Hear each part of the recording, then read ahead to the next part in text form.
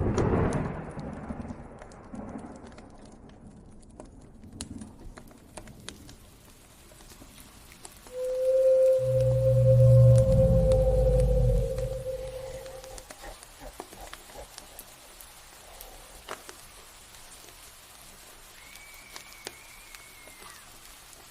now, welcome back to Celticism. Are you settled in? The night's a long one, and the stories, they'll keep you company until sleep finds you. Before we begin, if you enjoy these quiet journeys through Irish folklore, I'd ask, softly, that you like, comment, and subscribe. It lets the stories travel further to more who need them. Now let's see to your comfort. Let your breath fall into an easy rhythm. Relax your legs, your ankles, your toes. Let your shoulders sink, your fingers loosen, your jaw unclench. Feel any muscles that are holding tension and let them go. There's nothing else to do, nowhere else to be. Just the sound and the slow turning of the night.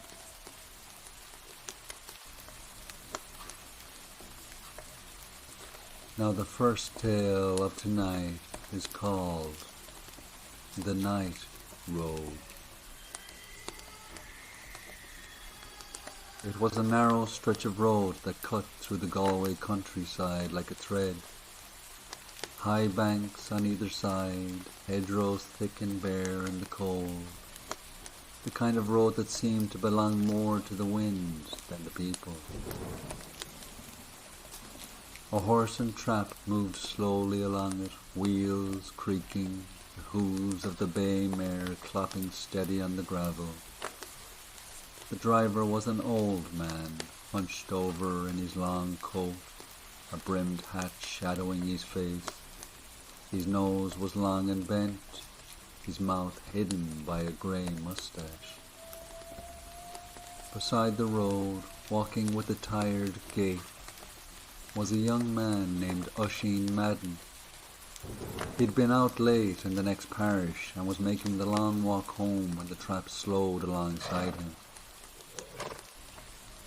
"Up with you, lad," the driver said, voice like dry bark.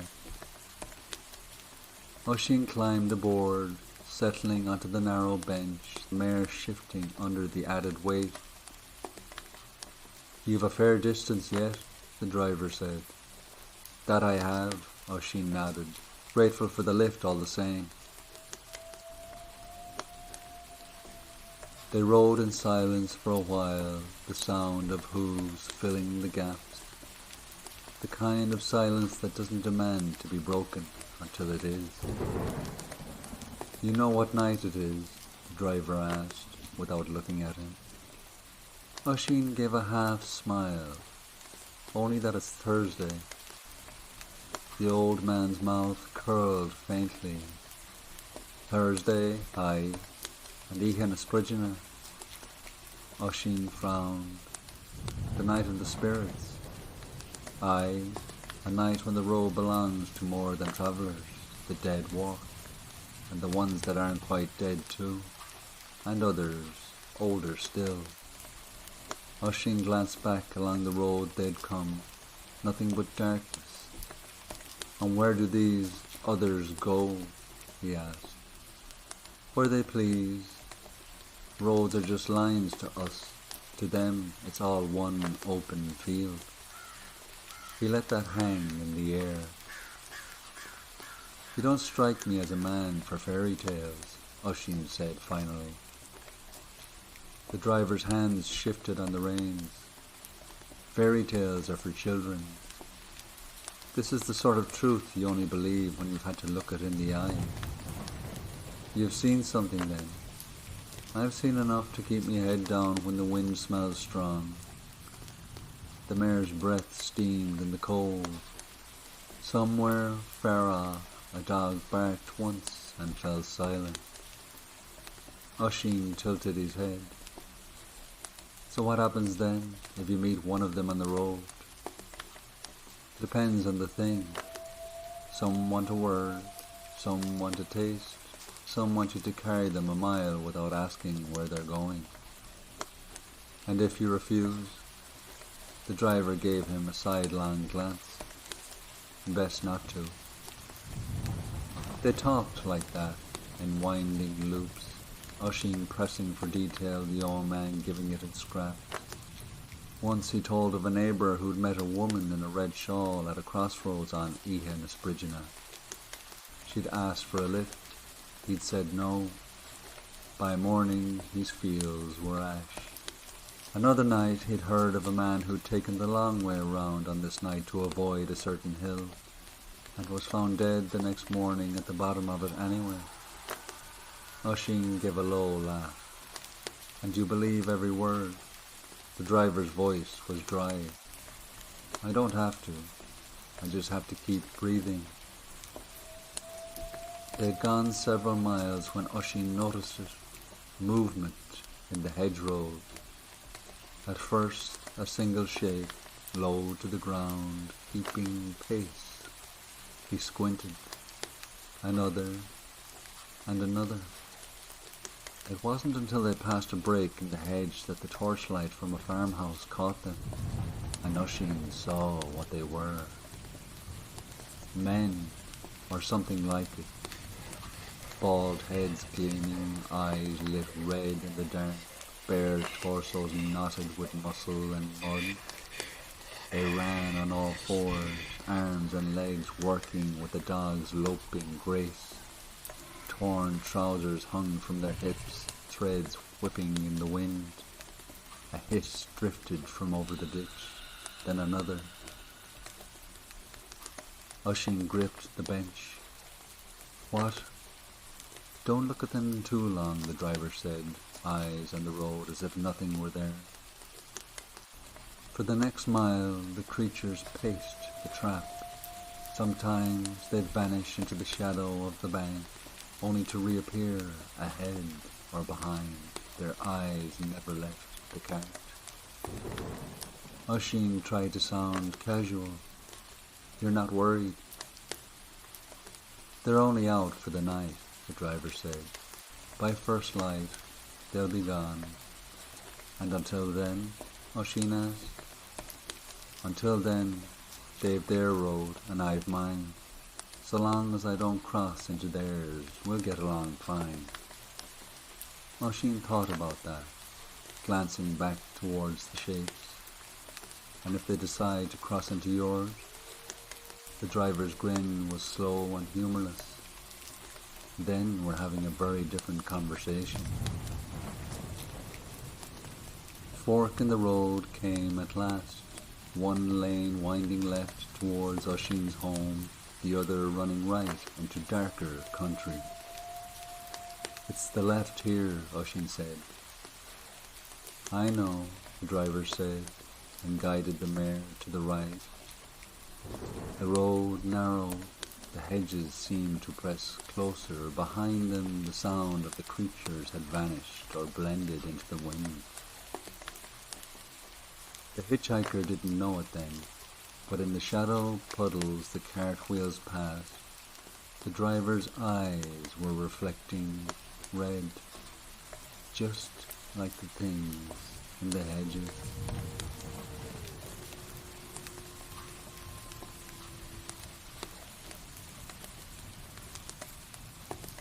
Let the road fade now, the sound of hooves softening, the night air cooling on your skin.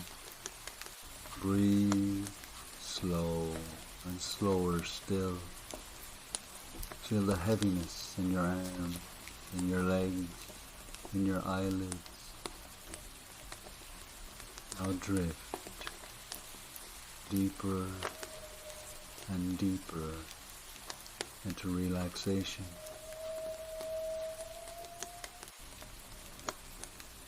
And now for the next tale.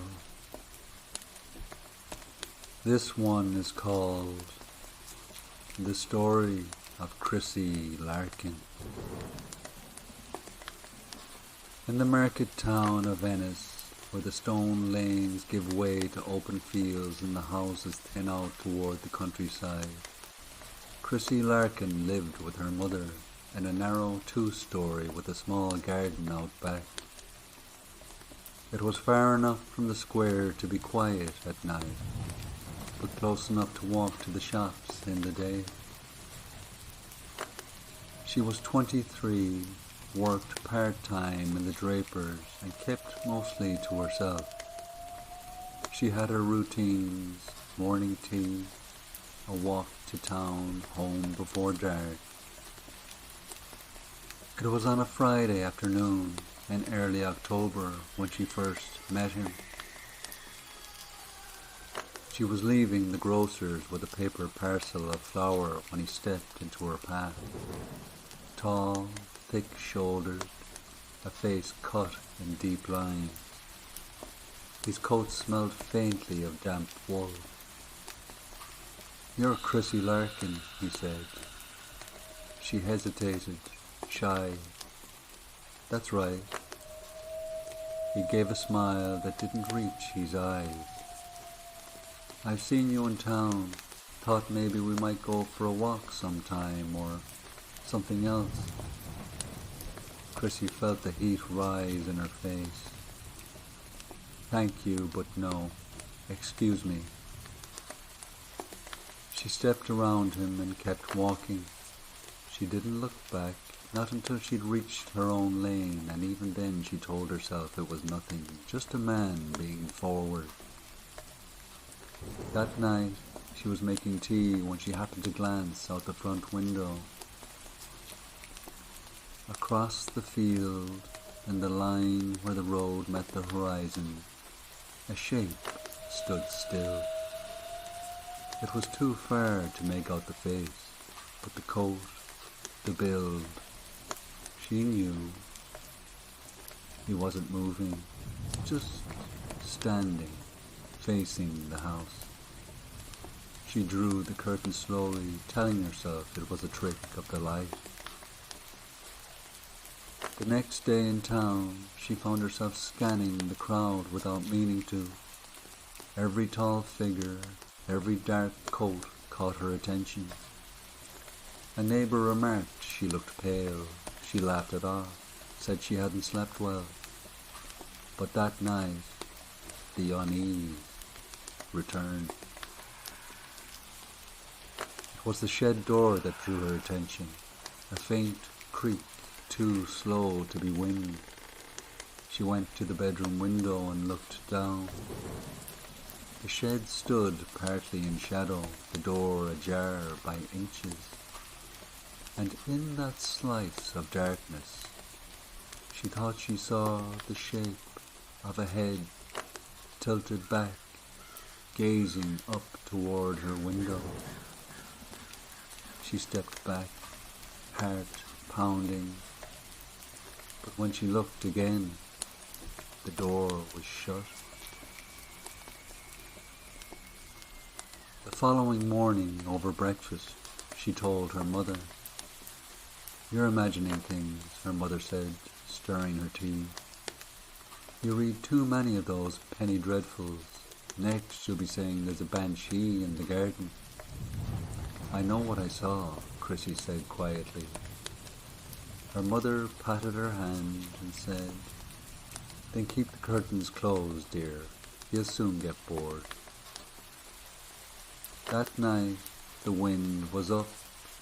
Chrissy stayed in her room, knitting by lamplight, glancing now and then at the window. Hours passed. Nothing. She almost laughed at herself for expecting anything at all. But sometime past midnight, a sound pulled her from a half-dream, the slow tread of boots on the lane outside. She went to the curtain, eased it back. He was there, closer than ever, standing at the edge of the lane, just inside a pool of lamplight. This time, he moved.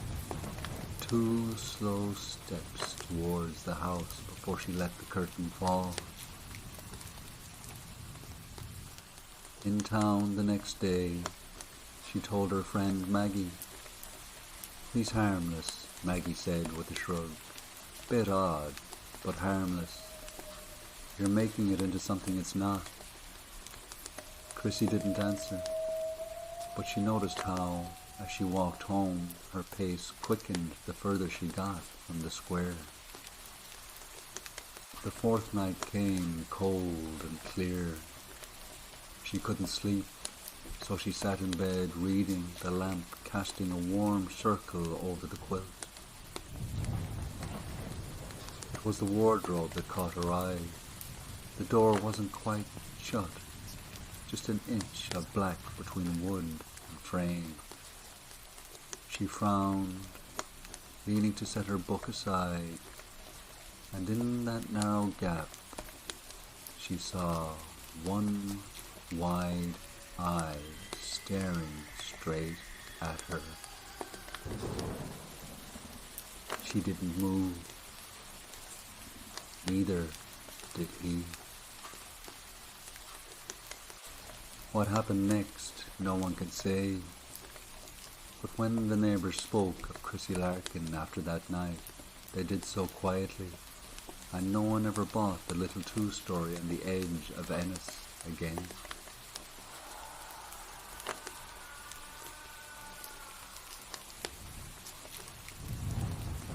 Let the narrow streets of Ennis fade now, the quiet garden, the still wardrobe.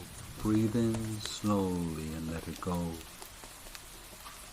Feel your arms heavy, your legs loose, your eyelids warm with the pull of sleep. Now relax and drift even deeper.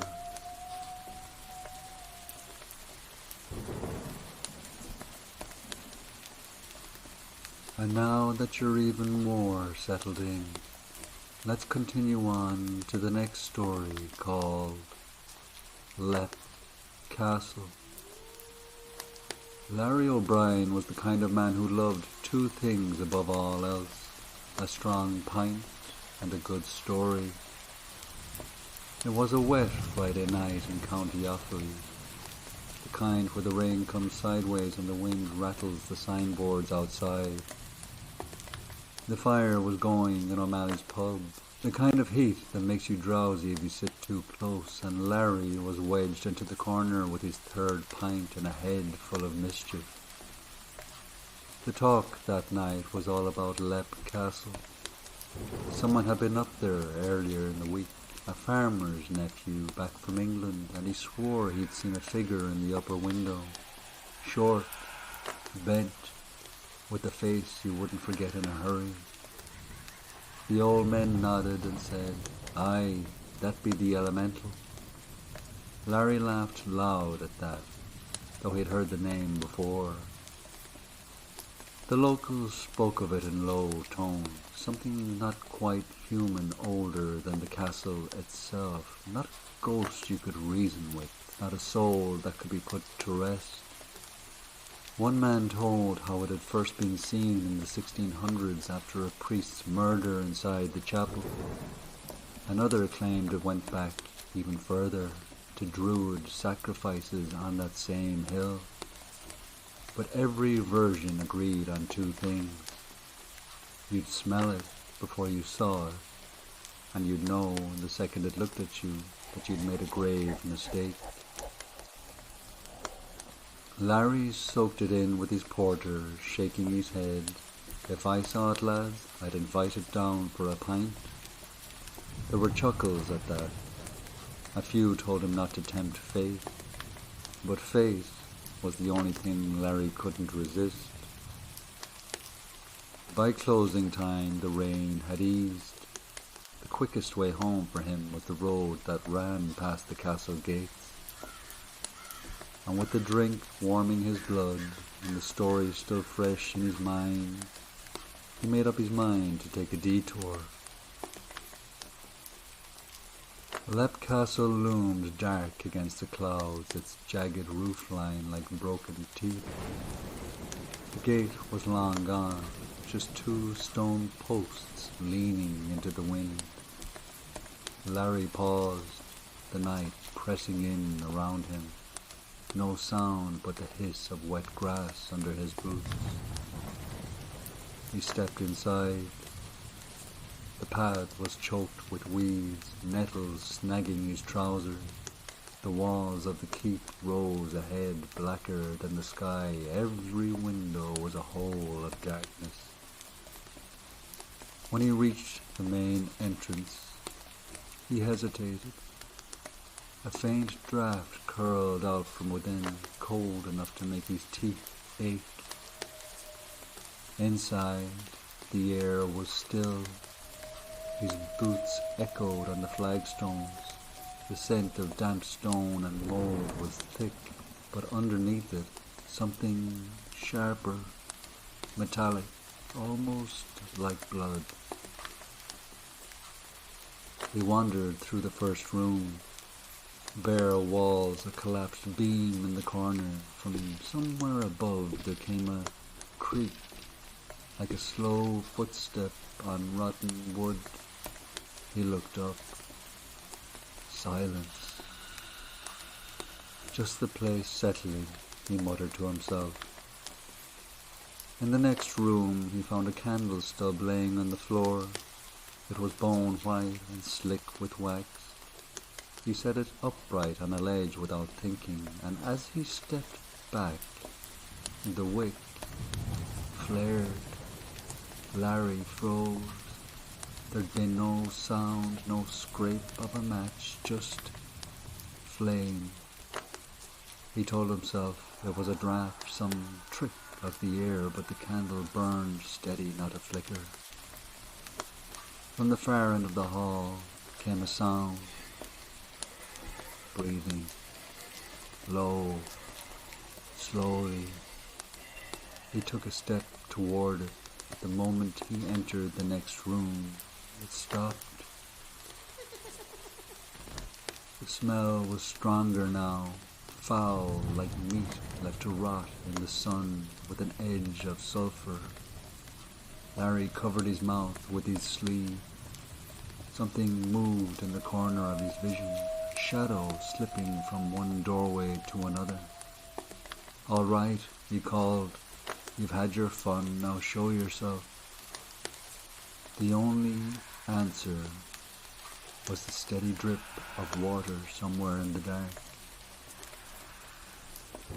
He made his way up a narrow staircase, the stone worn smooth in the middle from centuries of feet. At the top, the corridor was lined with empty doorways. Halfway down, a chair scraped across the floor inside one of the rooms, slow as though being pushed by an unseen hand. Larry's throat was dry. "Who's there?" he said. He stepped into the room. The chair stood against the wall. Still, dust lay thick on the seat. When he turned to leave, the door slammed shut behind him. He rattled the handle. It gave way after a moment, swinging open onto an empty corridor. He began to descend, and that's when he saw it. In the archway below, a figure stood, short, hunched, the shape of it all wrong. Its head was low on its shoulders, its arms too long. The skin, if it was skin, was mottled, grey-green and drawn tight over bone. The smell hit him like a wall, thick and choking. It didn't move toward him, just stood there, watching. Its eyes were deep hollows, but something glimmered in them, catching the candlelight. Larry stumbled back up the steps, turned into another room, and the thing was gone. He didn't hear the growl so much as feel it in his chest, low, vibrating through the stone. The air turned icy. The candlelight along the wall flared, each flame stretching high and thin. In the far corner, a chair lifted slowly. Impossibly, it rose a foot off the ground and then hurled itself across the room, smashing into the wall beside him. Splinters bit into his cheek, and that was enough. Larry ran down the stairs, through the hall, past the cold gape of the main door, and he didn't look back. The nettles tore at his hands as he plunged through the overgrowth. He didn't remember reaching the road, only the cold air burning into his lungs. They found him at dawn, 3 miles from the castle, sitting on the verge in his undershirt, boots gone, shivering so hard his teeth rattled. When they asked what happened, he only said one thing: "I'll never touch another drop as long as I live, and God help me, I believe the stories now." From that day on, Larry O'Brien never went near Lep Castle again.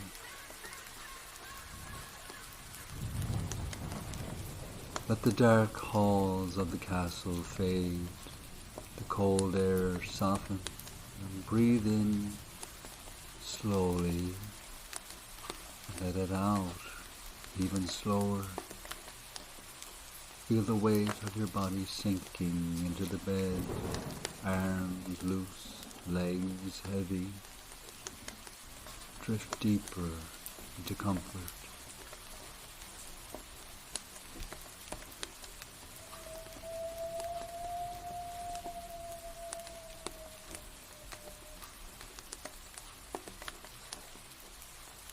Now let's amble merrily along to the story of Emmett McLoughlin.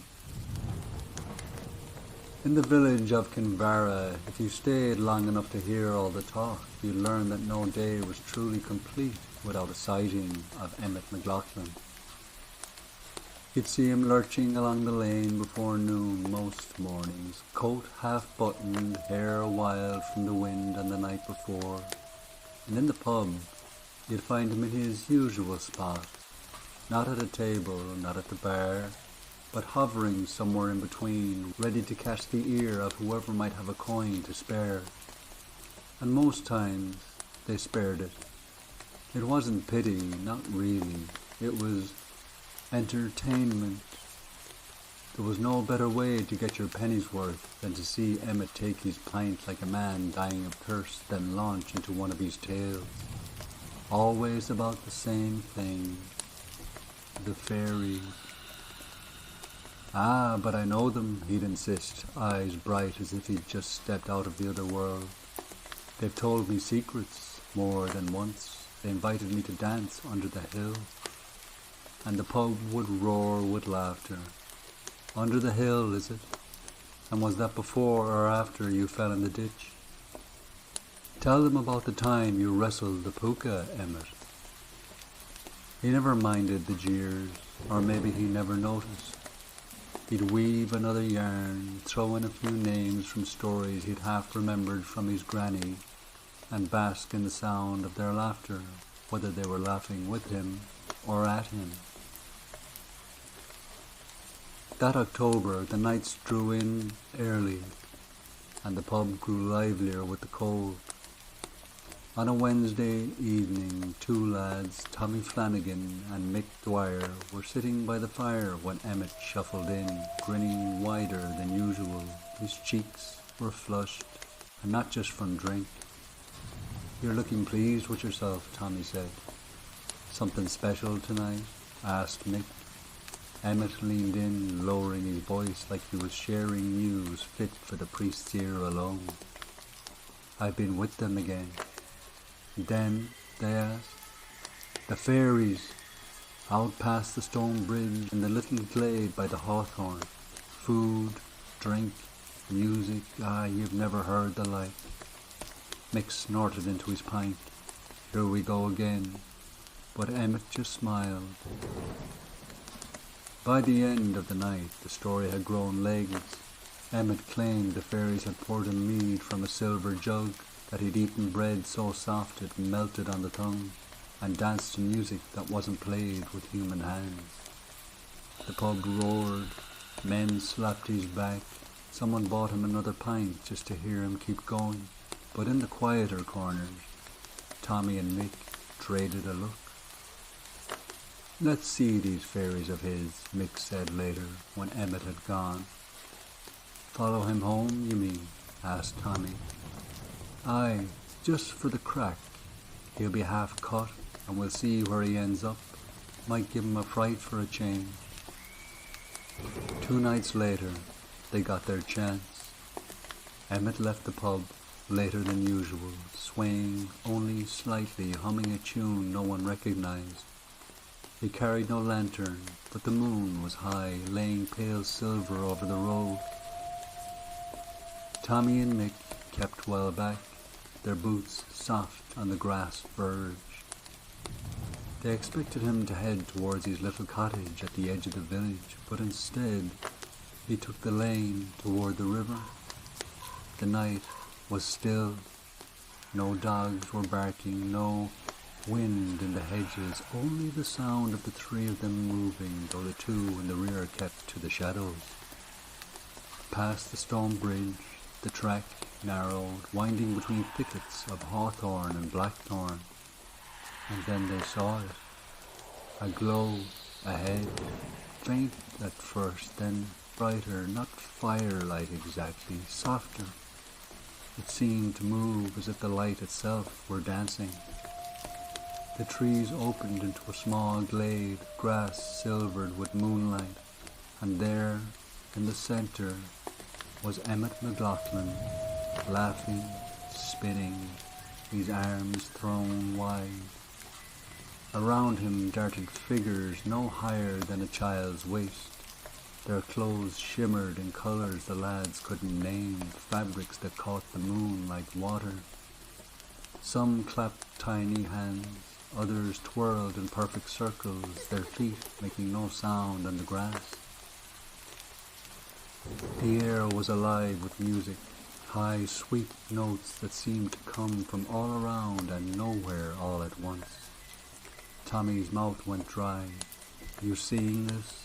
Mick nodded slowly. "I'm seeing it." They crouched low, watching. Emmett moved among them like an honored guest, accepting a goblet from one tiny figure, drinking deep, wiping his mouth with the back of his hand. He tore a piece from a round loaf offered by another, laughing as if he'd just heard the finest joke. For a moment it was beautiful. The colors, the music, the joy in the air, but then Mick noticed something else. The way the fairies watched Emmett when he wasn't looking. Not with warmth, not with friendship. More like foxes watching a hen.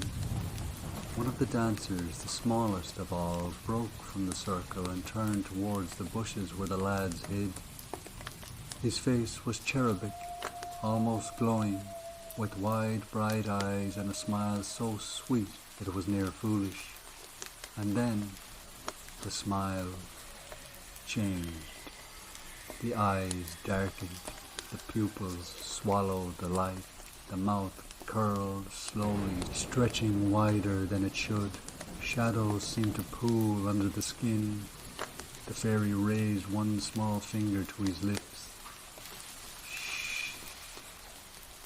That was enough. Tommy and Mick bolted, branches whipping at their faces as they ran, the music chasing them until it faded into the night. By morning, they agreed to say nothing. No one would believe them, and neither wanted to explain why they'd been out there. Emmett McLoughlin was never seen in the village again. Some said he'd drunk himself into the river.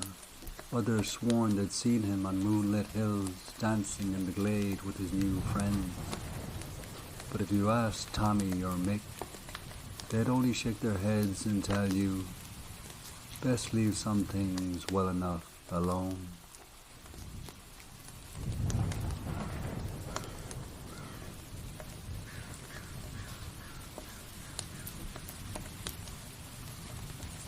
Let your eyes soften and close if you haven't closed them already. Let your brow unfurrow. Let your jaw unclench. Let your hands and feet relax. You have nowhere to be, nothing to do, only relax.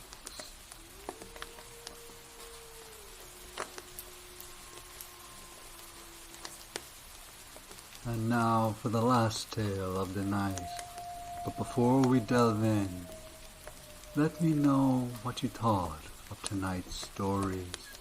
Which was your favorite? And what sort of spirit would you like to hear about next? Leprechaun, Groggoth, Banshees? Let me know in the comments. And your whisper might just be the one to appear in next week's story. The next tale is called The Talking Board.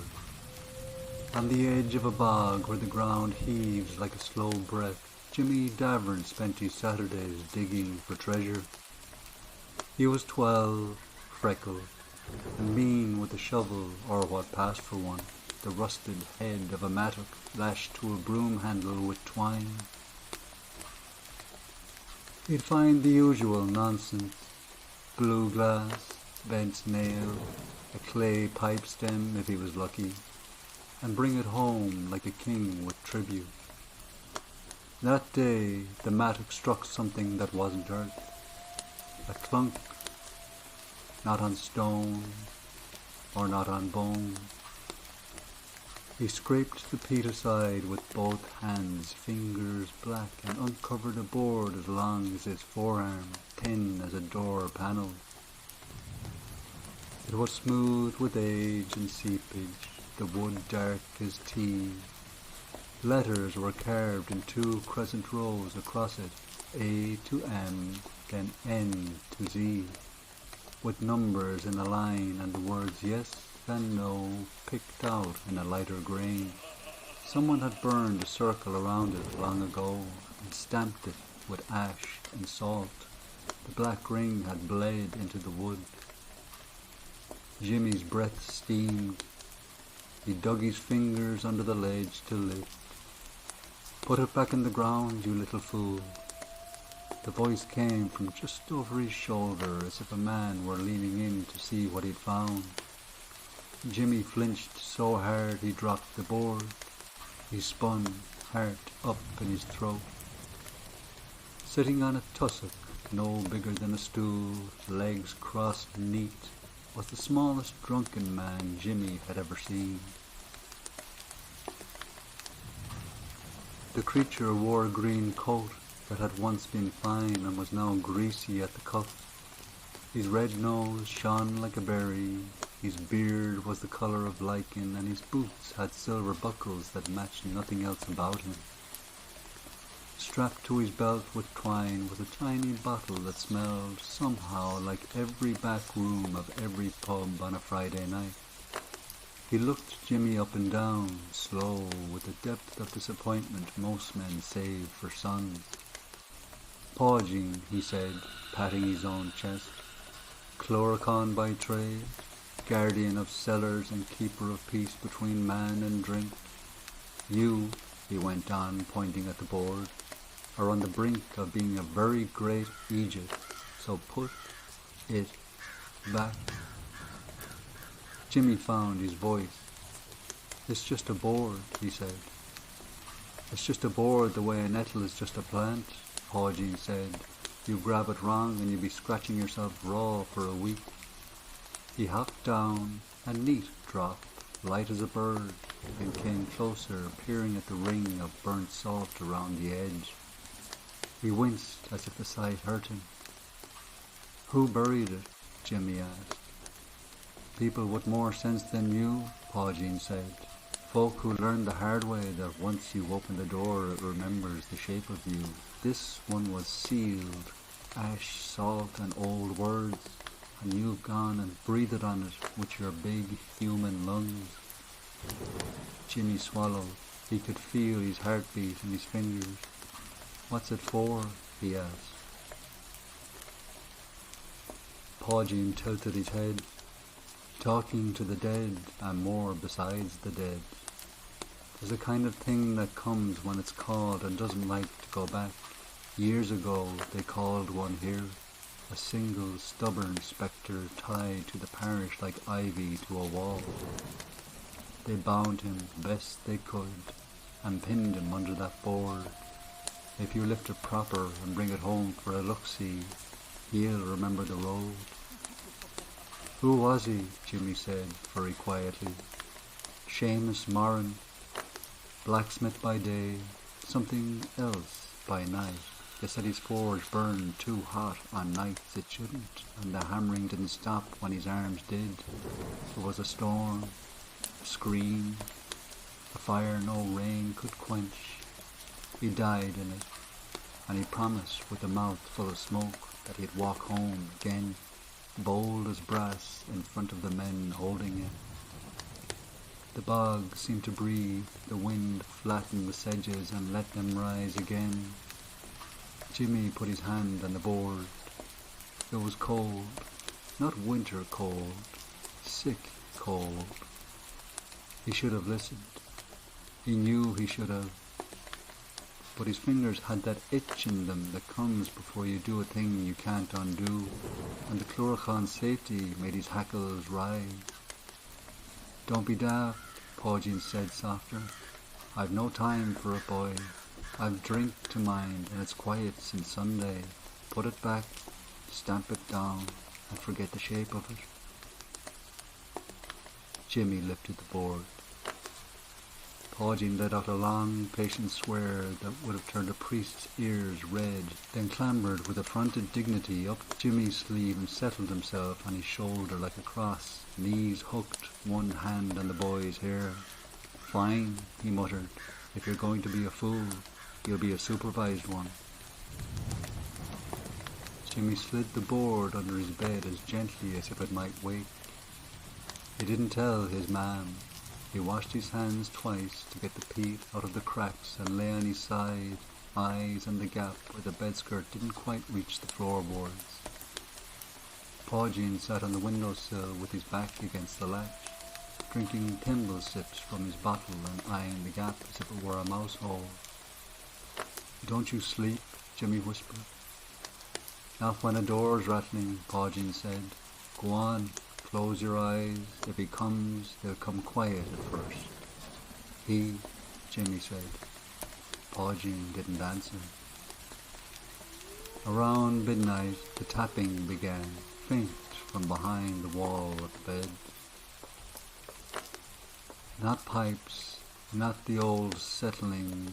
2 taps, a pause, 3 taps, then 4 slowly, then the sound of a nail drawn very slightly across the wood, a slow scrape that ended under the bed. Jimmy held his breath until his chest burned. Paugine didn't move. The scrape returned, higher this time, across the window glass from the inside. When Jimmy dared look, he saw the condensation had fogged the pane. In a round patch no bigger than his hand, the fog cleared as if wiped by an unseen finger. A single letter appeared in it, the faded J. Jimmy's mouth went dry. "First letters," Paugine said, as if reading a weather report. "Never answer the letters. He'll try to teach you your own name so it lives in his mouth." A street dog barked far off. The tapping stopped. Jimmy slept in snatches like a man hiding under water. He dreamed he stood at the end of the Smith's Lane in a rain that fell straight down, the drops hissing where they hit the ground. A man in a blackened apron stood with his back to him, shoulders spattered with soot, hammer swinging in rhythm too steady to be human. When the man turned, his eyes were not eyes. They were two round coals, their light held in like a held breath. Jimmy woke with a start. The room was cold to the corners, the kind of cold that has a shake to it. Right, Pa Jean said, breath smoking in the window leak. Put your boots on. Where are we going? Jimmy said. To find out how many mistakes we have left, Pa Jean said, and dropped from the sill to the blanket, then to Jimmy's shoulder in 3 neat hops. They went to the old forge at the far end of the lane where the roof had fallen 10 years ago and the ivy now did the work of the rafters. The door was chained. Jimmy stood on the threshold and peered into the dark where the hearth had once glowed. The lintel stone over the door still held its carved pride. Seamus Moran, Smith, and the year beside it. Rain had chewed at the letters, but they were plain enough. Read it, Pa Jean said. Seamus Moran, Jimmy whispered. Pa Jean clicked his tongue. Spit now, then say something you know for sure. Your man's name, the day of the week. Put fresh words atop the old. Jimmy did as told. The ground under his boots felt crowded. That was the only word for it, as if memory had weight and the lane had kept all of it. Why didn't you leave? Jimmy asked, and meant you, Pa Jean, if you had no interest. Ah, I left, Pa Jean said. I made it as far as the end of your road and changed my mind twice, and then I found I'd developed a headache in your shape. It's an affliction I get around lads in trouble. Why me? Jimmy said. Pa Jean sighed as if the boy had asked why rain fell. Because you'll lift it again if I go for a nap. Because you think you're not the sort to be chosen, and those are the ones that are always chosen. Chosen for what? You'll find out if we live, Pa Jean said. The days grew odd. Milk turned in the pail in an hour. Dogs took a long look at the air beside Jimmy before they wagged at him. The planchet, a little pointer Jimmy hadn't noticed at first, tucked under the board like a beetle, would not stay in its cloth. He'd rap it twice and find it on the floor, point aimed at the bed. The sound came most evenings, hammering that started in the walls and moved into the bones of the room. Not loud, it didn't need to be. Each blow found a nail in Jimmy's teeth. Pa Jean would sit still when it started, every so often taking a tiny drink, and you could tell how worried he was by how long he let the bottle rest untouched. He's making something, Pa Jean said the first time. A shape, not of iron, of way, a way back. He hopped to the table and stood over the wrapped board like a dog guarding a newborn. I should have kicked you into the bog and saved myself the trouble. You could. Go, Jimmy said, not looking at him. I could, Pa Jean said. He didn't. Sometimes the apparition showed itself, not fully. It pressed at the edges of the room. A patch of air would bend the way heat does above a fire, except it was ice that made it shimmer. The smell told you when he was close, not rot or sulphur or something metallic like a nail in your mouth. Once, as Jimmy passed the lane at dusk, he glanced down it and saw a man standing in the rain with dry shoulders, his apron black and his hands at his side. Jimmy didn't stop. He wasn't that daft. Paul Jean began to teach the boy things he'd no business knowing. How to cover mirrors at night, how to lay salt, not in a circle but in a crooked line. Circles keep things in as well as out, he said. Crooked lines make them trip. How to answer knockings with riddles and to never, never give a straight yes or no to a voice that comes without a mouth. You're awfully particular for a drunk, Jimmy said once. A drunk is just a man who's decided he doesn't like daylight, Paul Jean said, and I'm a professional.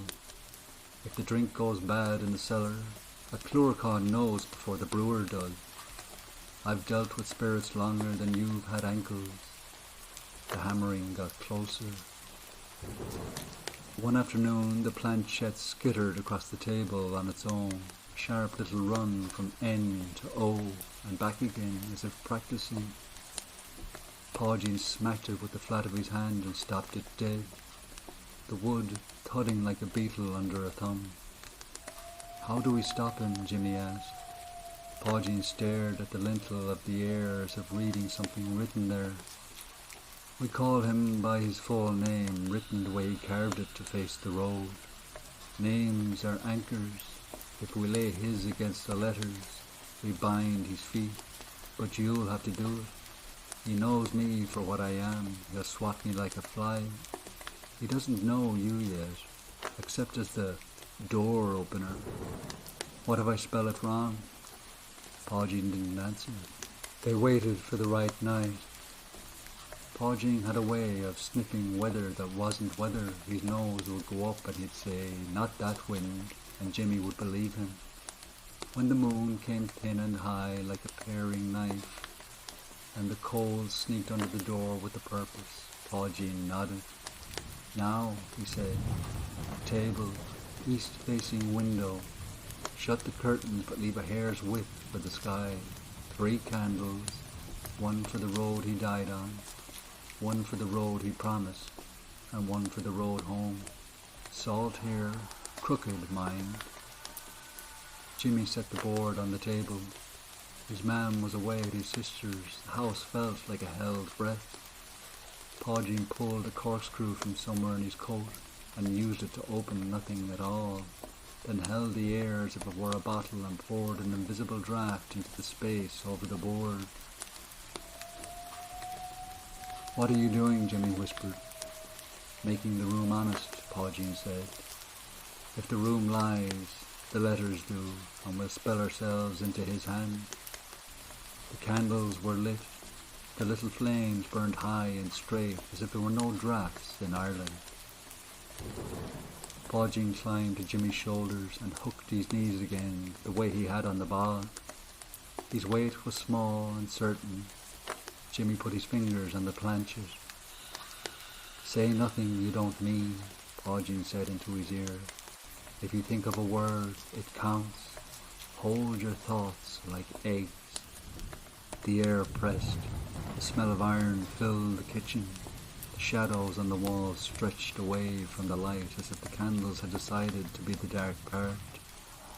Jimmy swallowed, and the sound of his throat was loud. Paul Jean's fingers tightened in his hair. The planchet moved, slowly at first, testing like a dog pulling against a leash. "Say it," Paul Jean said, voice low and even. "Say his name in your head, all of it. See the lintel letters. Put them in your mouth and don't let them loose. We'll make them walk the board." S. The pointer slid to it. Candle on the left guttered and righted itself. "Hold him," Paul Jean breathed. "Don't let him make you think of something else. He'll try to lace your memories with ash. Keep to the letters. Keep to the road. E." There was no accent on the board, of course. The planchet jerked between E and A until Paul Jean hissed, "Let him have E for the sound's sake," and Jimmy did. Feeling a tug at his fingertips like a fish testing a line. A, M, U, S. The pointer tried to slide to no. Jimmy pulled it back. gentle as you keep a kite in the wind. The room darkened as if a cloud had passed over the lambent knife of moon. The cold went from cold to hurt, and the glass of the window, in that hairline of sky, something looked in, not a face, an attention. Moran, Paugine whispered, quick now. There was a sound then, a slow drag across the floor as if someone stood just beyond sight and pulled a chain. Oh, the planchet jerked. Jimmy held, his fingers were stone. Paugine's knees dug in. Or, the kitchen walls breathed inward. The candle flames leaned to the centre and swayed. A shape stood up in the corner where no man had been sitting. Shorter than a man, then taller, as if remembering how high a man should be. Smoke unwound from where hair might have been. It stepped closer. Its hands were black to the wrists. The apron it wore had coal burns cratered in it, and inside each little crater something glowed. Don't look up, Paugine said, his mouth at Jimmy's ear, his loudest through the eye. The planchet pressed back, strong as a wrist. For a second Jimmy thought he would lose it. It stuttered toward no again, and then Paugine put both of his small hands on Jimmy's and shoved.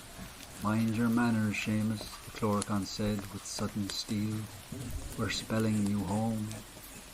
N. The last letter clicked under the planchet like a nail under a hammer.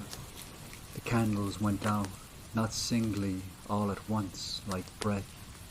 The cold yanked itself backwards through the room. The thing in the corner, which Jimmy had not looked at and now could not help but see, folded into the dark like a coat being taken from a hook by no hand at all. The smell of iron sharpened until it was pain, and then it was gone. Silence fell so hard Jimmy's ears rang with it. Paugine slid down his sleeve and sat on the table, legs out, palms flat beside him, panting like a dog that has run harder than he meant to. Jimmy's hands shook. He kept them on the board because he couldn't think what else to do with them. What if he comes back? He said at last. Paugine cocked his head, listening to something under the floor. Doors remember, he said. So do boys. We'll seal it again, proper. But you did it. He looked up at Jimmy then, and the look was not the one he'd given at the bog. It was weightier, proud, despite himself. You did it, you stubborn little devil. Jimmy laughed once, abrupt and wet. Are you staying? He said, and tried to make it a joke. Paugine stood, dusted crumbs of nothing from his breeches, and smoothed his beard with both hands like a man making himself presentable for parting. I'm a roamer, he said, and a drink needs guarding in 3 cellars I'm sworn to, and you have a ma'am who'd be fierce put out if she found me in the sugar box. But, he hesitated, then reached up and tapped Jimmy's knuckles. His hand was cool and precise. But you'll shout at the wall taps, won't you? Not with your mouth, with your head. I'll hear. Jimmy nodded. Paugine gave a little bow that was both mocking and not at all, unstrapped his little bottle from his belt, and set it on the board like an offering. For the road, he said. Not for you, for the board. It likes to taste something that isn't you when it wakes by accident. Will it wake? Jimmy said. Everything wakes, Paugine said. That's why men invented doors. Now bury it. Deeper. Stones on top. Salt crooked. Ash ring but not clove. Jimmy lifted the board. It felt heavier now that it held a name properly. He wrapped it in sacking, and he and Paugine went out into the late night. The sky, that knife of moon, and the trees listening with both ears. Back at the bog, Jimmy knelt and dug in the same place, and then a pace to the right. because you should never mark your own mistakes. He laid the board down. He poured the chlorocon's bottle over it. The smell of poaching rising clean over the peat. He burnt a twist of straw and let the ash fall. He poured salt in a crooked line that ran like lightning over the mound, and then he laid stones with his shoulders set, as if he were pinning a restless guilt. When he stood, the place looked like ground again. The night lifted off his shoulders a fraction. Pausing climbed to his perch and squeezed the boy's ear with his heel in the shape of a handshake. "You're not as daft as you looked," he said, gentle, "for a human." "You're not as drunk as you smell," Jimmy said, and the grin that jerked at the corner of the chlorocon's mouth was a quick, bright thing. "Don't get cocky," Paugene said.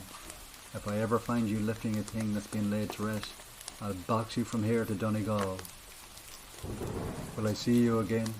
Jimmy asked. Paugene looked towards the hedge where the night had gathered thickest. "Likely," he said, "if there's a cellar that needs minding near you, or a lad, or both." He hopped down, walked 3 steps into the sedge, and was not there any more, as if the ground had remembered him and tucked him back in the fold. Jimmy stood listening until the listening went thin. He went home without looking down the Smith's lane. He slept with the window latched and a crooked line of salt under the sill. In the morning he swept the salt up and tipped it on the doorstep, and when his mam asked, he said it was for luck. The hammering did not come again that week, or the next, but some nights late, when the town had the quiet of held breath, a boy would think he heard tiny glass clink far off, the way bottles talk to one another when a shelf has settled. He'd smile into the dark and feel, very briefly, something small and certain perch on his shoulder, a weight no heavier than a hand, and then it would be gone. Down at the bog, where the ground breathes, the sedge grew taller where the stones lay. In frost, the crystals fell there in strange pattern like a script trying to remember itself, and when the wind pressed a tune through the grasses, it had a rhythm to it. Some swore was hammering and some swore was a jig. No one in the parish said Seamus Moran aloud for a long time, and when a new blacksmith hung his name over the forge, he carved it plain and deep and left it unfinished at the end, just in case a letter, called by mistake, tried to walk home again.